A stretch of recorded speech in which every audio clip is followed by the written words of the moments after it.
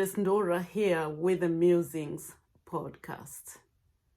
What are your reasons for living in the past? I have been interacting with a man in his 80s. His conversation is all about complaining. He is so angry with people, what they did to him in the past.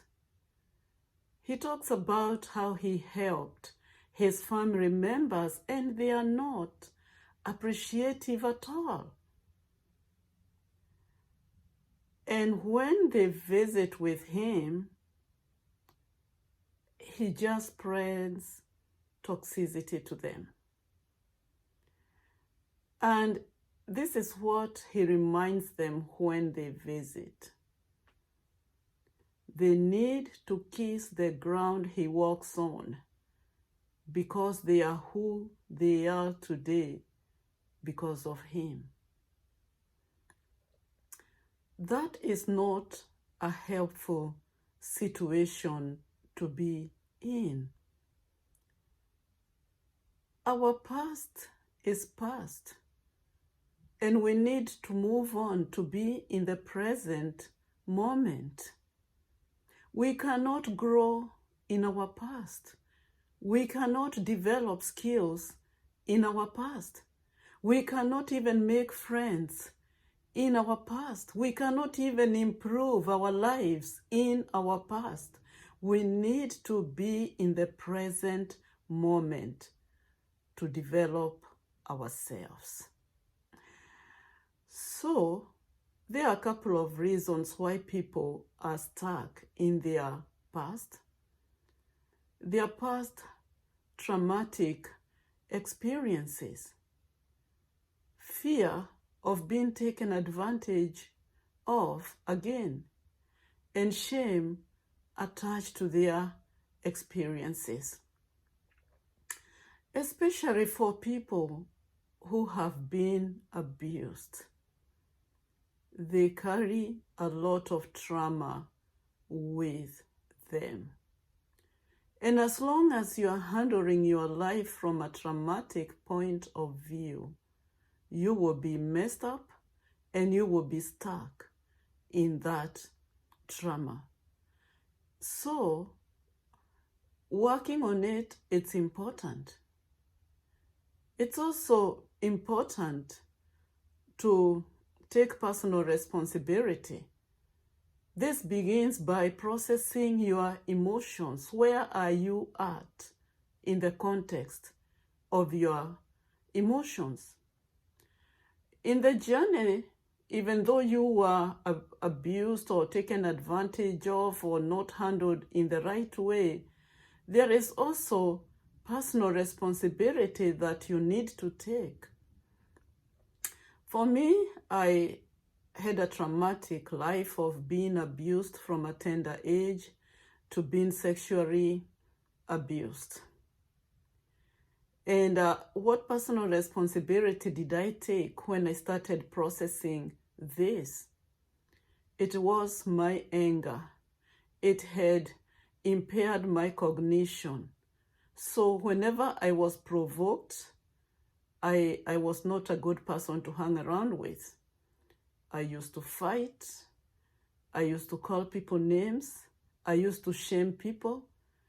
And being traumatized ought not to have been an excuse to do that. And as I started healing, that is a responsibility that I took seriously. I started processing how I was wounding other people's emotions, feelings. Because when you are wounded, you wound everywhere you go. So it's important to take note of that and work on yourself. The other personal responsibility you really need to take is, does being abused or wounded mean that I have to be irresponsible and engage in dangerous behaviors, risky behaviors. Because most people, when they are traumatized, they engage in risky behaviors, over drinking, overeating, inappropriate sex. And we do all this in the name of we are hurting. Yes, we were hurt, we were wounded, but we have the common sense to know the right from wrong. And we know that it is our responsibility to take appropriate steps and actions in our lives. We are in charge, not those who abused us. And the other reason is attaching reasons why you are attached to your past. And I talked about traumatic past. You know, people are traumatized. They don't want to move on because they are afraid of being re-traumatized.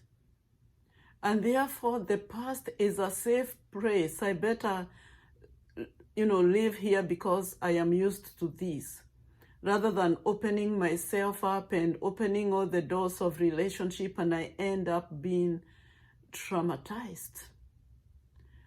I spoke to a person who shared with me how his mother traumatized him. And he told me, I am afraid of getting married and getting children of my own because I would not like to traumatize them the way my mother traumatized me. There is also the issue of abandonment. Some people were abandoned, and sometimes parents don't do it intentionally. There are some people who go to overseas country to make the financial life of their children better. They end up overstaying, and the children feel they are abandoned. One time I was speaking to a woman who said, I don't know why my kids are so nasty. I have taken good care of them. I came here to send the money back at home, and they get the best education. And I also brought them here so that they may have the best. But still, there is no connection because the children are affected by the issue of abandonment. And there is no way they are able to connect with the mother because abandonment comes with a lot of anger. And so it's good to identify those issues, the issues that are holding you back, the issues that want you to live in that traumatic past that you think it's a safe place to be. It's very important to figure out, how can I get out of this mentality? Processing your emotions, journaling your emotions, seeking help. It's a way of helping you to come face to face with your traumatic past and be able to develop a healthy mindset so that you can move in the right direction. Finally, identify what you have learned from your past. Negative as it is, there are still great lessons you can retrieve from your past. For me personally, with my abuse starting when I was very young through my adult life, and also being sexually abused, I can draw lessons out of that.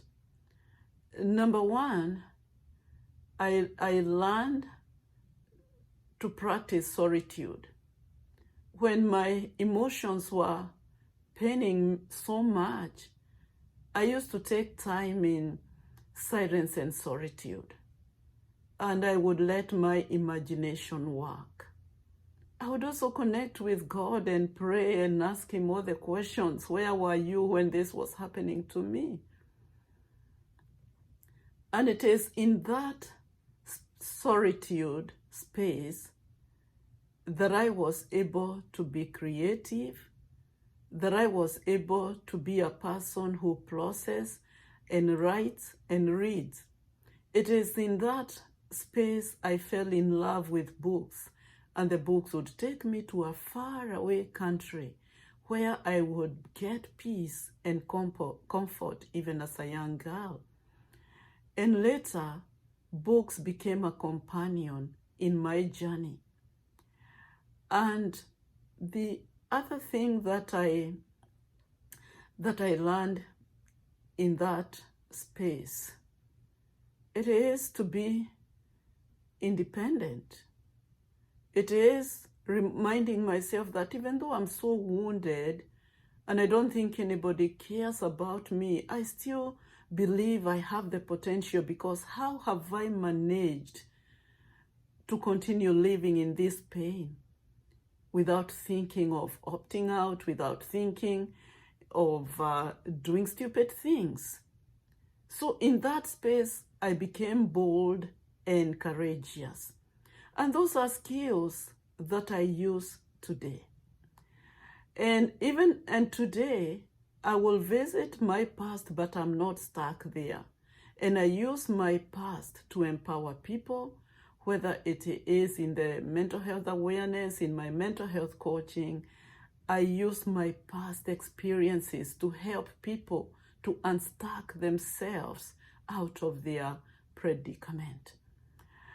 And let me say this, it is very important to see the other side of your trauma and regrets.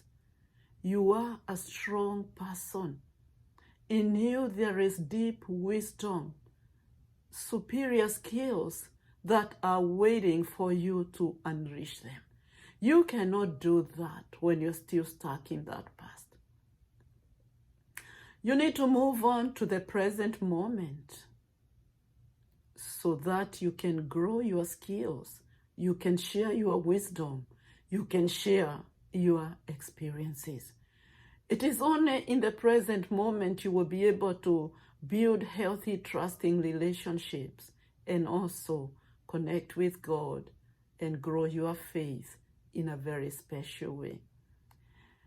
Well, it's always nice connecting with you, and thank you for subscribing to my YouTube channel, to my Musings podcast. And if you have not done so, click the subscribe button and then click the bell so that you'll get notifications every time I post a new video. For those who would like to subscribe to the podcast, you can get them wherever you get your podcast, Musings podcast. Once again, thank you very much, and I will speak to you next time.